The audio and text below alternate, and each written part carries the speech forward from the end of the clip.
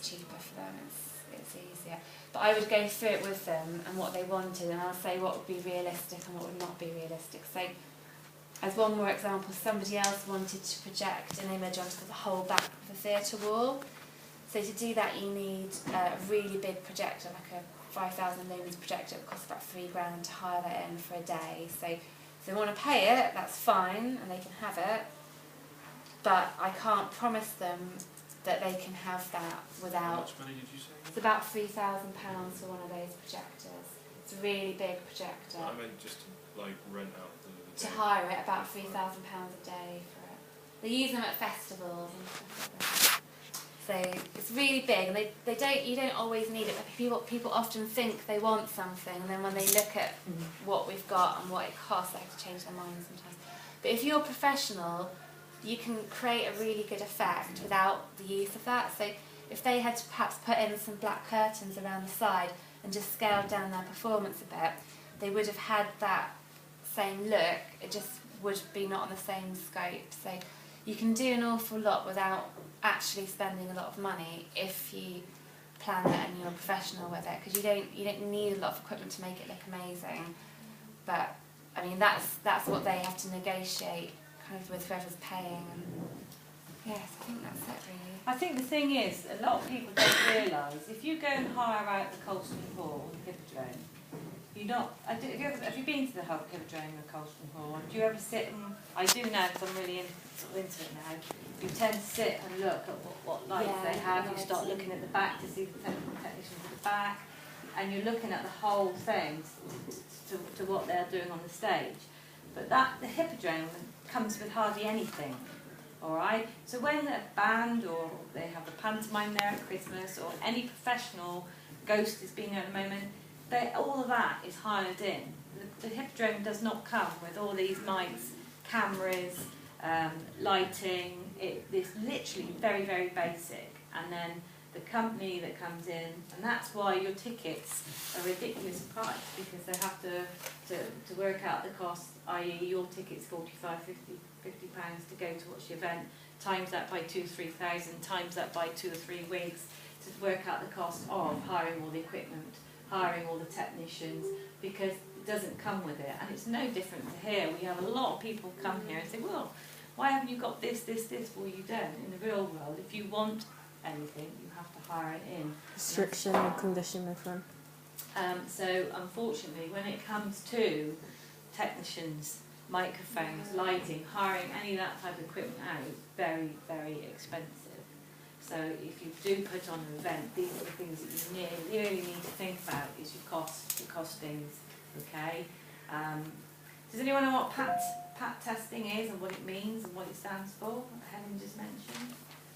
Have you ever heard of PAT testing? Probably got something in here with a sticker on it. They put stickers on the plugs, and that tells you that it's been PAT tested. It's portable appliance testing is what it stands for, okay?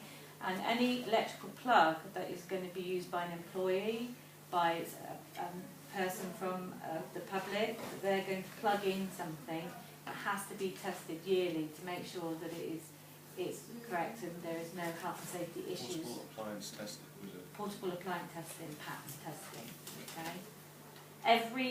You won't believe this, but every plug in this school has to be PAT tested. There's probably a couple of them. And how many plugs do you think we've got? How many plugs do you think we've got in the store if you think about it? On every kettle, anything that's electrical has to. And I think the charge is something like 50p a plug, or something like that. If you check. Do you Yeah.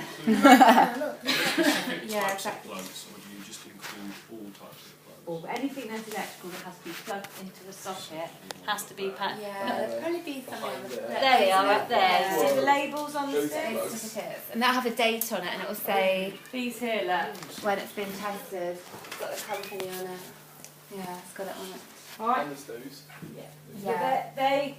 It's because they're not into the electrical plugs, yeah? So Yeah. something's going in, so that wherever this cable goes, will have to, but that's three-phase, that's completely different again, okay? Okay. But when we have companies come in and they say to me, oh no, we're going to bring in our own sound desk, etc. So that's absolutely fine, it has to be PAT tested. Nothing can be plugged in the school unless there's a PAT test label in it, and that's so, so important. because if somebody plugged something in and they were electrocuted, Oh, for instance, We're so allowed. if a student in the school whipped out their charger from their bag, just like they plugged it in, that's not they technically shouldn't. allowed. No, they shouldn't. Not really. Not technical, but it happens. Yeah. It's not technically right. So if you guys restriction and condition, if you want to use plugs within the school, use one that's been beta tested. Public liability insurance is another big thing, okay? As a school, we have it here. It covers us for over 5 million, okay, plus.